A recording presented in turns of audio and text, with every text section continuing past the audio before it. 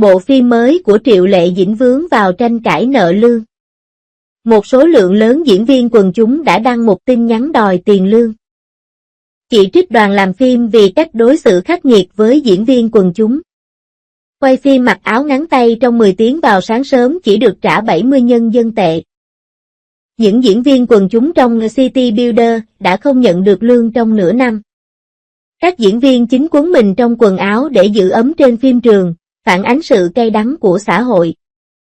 Diễn viên thực tập nhiều lần bị trốn tránh khi đòi tiền lương, đoàn làm phim bị vạch trần nhiều trường hợp nợ lương, tác phẩm mới của Triệu Lệ Dĩnh vướng vào cơn bão quyền lao động.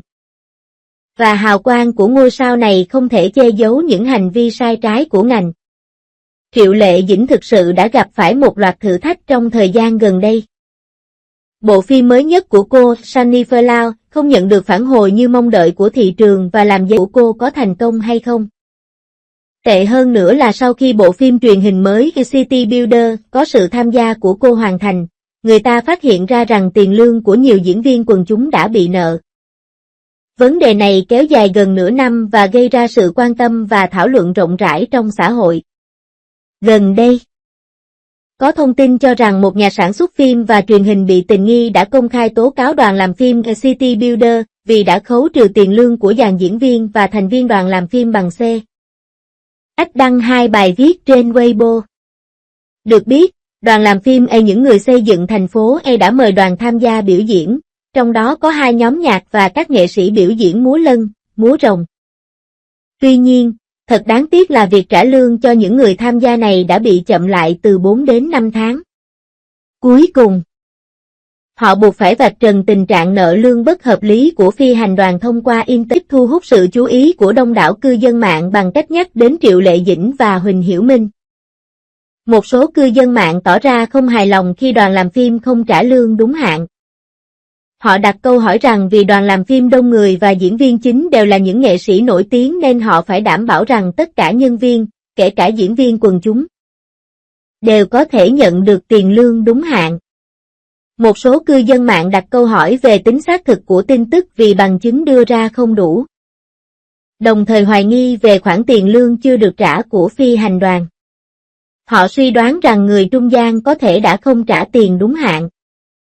Điều này không liên quan nhiều đến đoàn làm phim và không có mối liên hệ trực tiếp nào với các diễn viên. Nếu đội gặp khó khăn, cũng có thể đổ lỗi cho ảnh hưởng của các cầu thủ ở giữa. Tuy nhiên, nghiên cứu sâu hơn sẽ cho thấy có nhiều người lên tiếng về vấn đề lương của đoàn làm. Một số cư dân mạng đã công khai tình hình của đoàn làm phim vào tháng 3. Cho biết ban đầu đã thỏa thuận sẽ trả lương ngay trong ngày nhưng đã có sự chậm trễ. Lương đã được phân phối trong nhóm. Nhưng do số lượng tin nhắn trong nhóm quá nhiều nên lương không được nhận kịp thời. Quá trình nhận lương sau đó bị trì hoãn trong nhiều ngày, cuối cùng dẫn đến việc bị đổ lỗi. Vào tháng 1, một số đồng nghiệp đã khởi xướng chiến dịch đòi lương, chỉ ra rằng lương của các diễn viên vẫn chưa được trả mặc dù kỳ nghỉ Tết Nguyên Đán đã đến gần.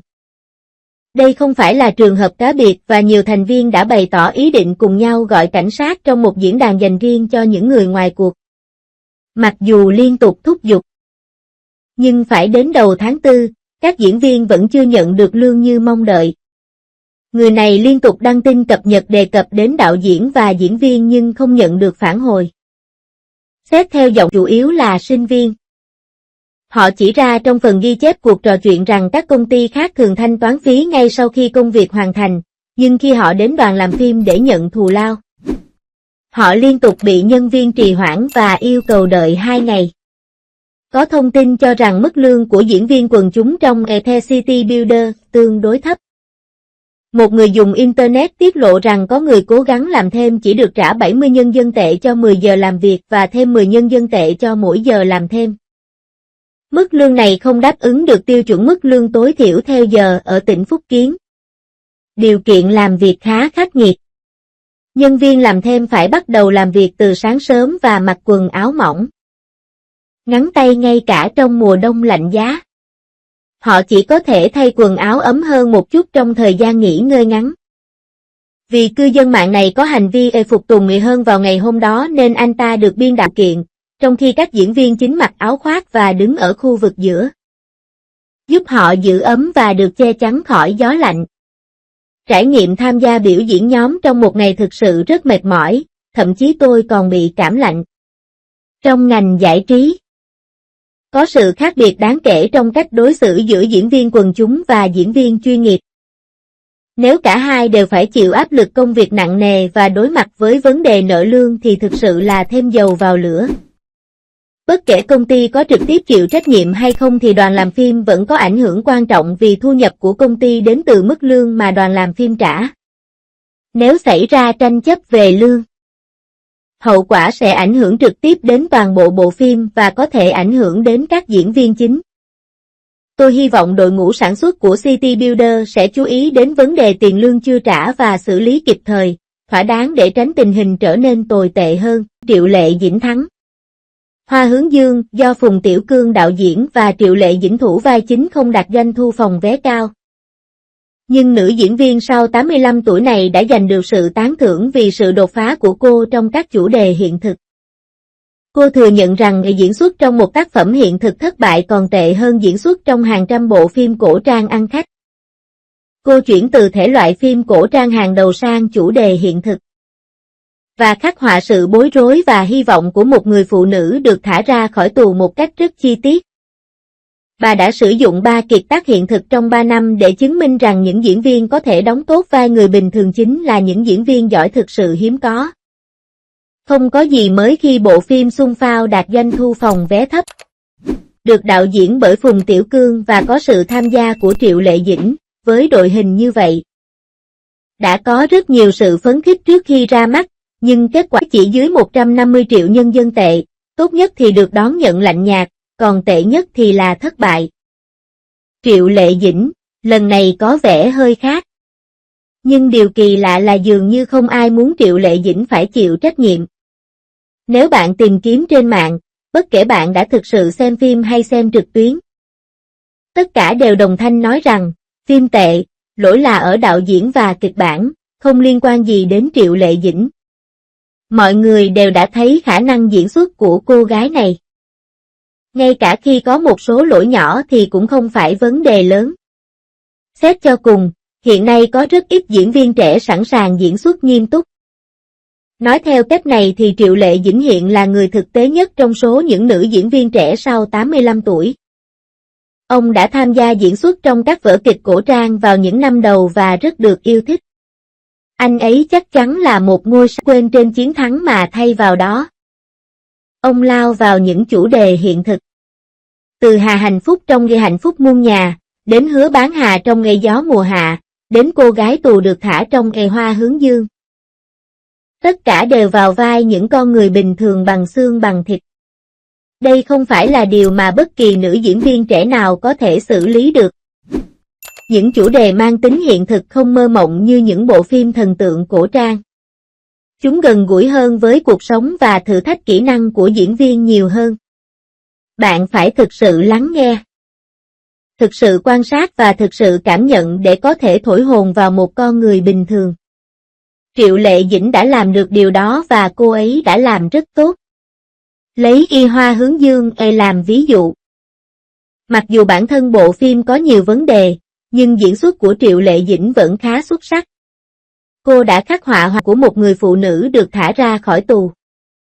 Đây không phải là nhiệm vụ có thể hoàn thành chỉ bằng cách trông đẹp, nó đòi hỏi nỗ lực thực sự. Đóng vai một người bình thường tốt hơn bất cứ điều gì khác. Có người nói rằng Triệu Lệ Dĩnh đang lột xác, muốn thoát khỏi mác hoa lưu thông. Một số người còn cho rằng cô muốn chứng minh khả năng diễn xuất của mình và giành giải thưởng. Những tuyên bố này đều đúng và sai. Nói như vậy là đúng vì sự biến đổi và giành giải thưởng thực sự là mục tiêu của một diễn viên. Nói là sai là vì sự lựa chọn của Triệu Lệ Dĩnh xuất phát nhiều hơn từ tình yêu dành cho diễn xuất. Bản thân cô từng nói rằng việc đóng vai chính trong 100 bộ phim cổ trang ăn khách sẽ không có ý nghĩa bằng việc đóng vai chính trong một tác phẩm hiện thực thất bại. Điều này nghe có vẻ hơi giống Versailles, nhưng khi xem xét kỹ hơn thì lại thấy có lý. Dù phim cổ trang có phổ biến đến đâu thì cuối cùng chúng và chỉ có những tác phẩm hiện thực mới thực sự chạm đến bản chất của cuộc sống. Triệu Lệ Dĩnh không phải là diễn viên chuyên nghiệp và phải tự học diễn xuất. những gì cô ấy không có về mặt kỹ năng. Cô ấy bù đắp bằng sự chân thành và chăm chỉ. Để vào vai một người phụ nữ câm điếc trong điều 20, cô đã học ngôn ngữ ký hiệu và giao tiếp với những người câm điếc để trải nghiệm cuộc sống của họ. Sự chuyên nghiệp như thế này thực sự rất hiếm trong ngành giải trí ngày nay. Thị trường cần những diễn viên như vậy. Vì vậy, mặc dù Hoa hướng dương thất bại, Triệu Lệ Dĩnh vẫn chiến thắng. Tại sao? Bởi vì cô ấy đã làm cho mình trở nên khan hiếm. Điều thị trường đang thiếu nhất hiện nay là những diễn viên có thể vào vai những người bình thường. Các giám đốc đều rất thông minh. Ai lại không muốn tìm một diễn viên có kỹ năng diễn xuất tốt và lần này của Triệu Lệ Dĩnh khiến cô vững vàng hơn ở mảng đề tài hiện thực. Trong tương lai, chắc chắn sẽ có nhiều đạo diễn tìm đến cô để hợp tác hơn nữa. Suy cho cùng, một diễn viên sẵn sàng khiêm nhường và đóng một vai nhỏ thì thực sự là một diễn viên giỏi. Một hành trình ngàn dặm thử thách sức mạnh của một con ngựa, thời gian sẽ bộc lộ tính cách thực sự của một người. Tương lai của Triệu Lệ Dĩnh rất đáng mong.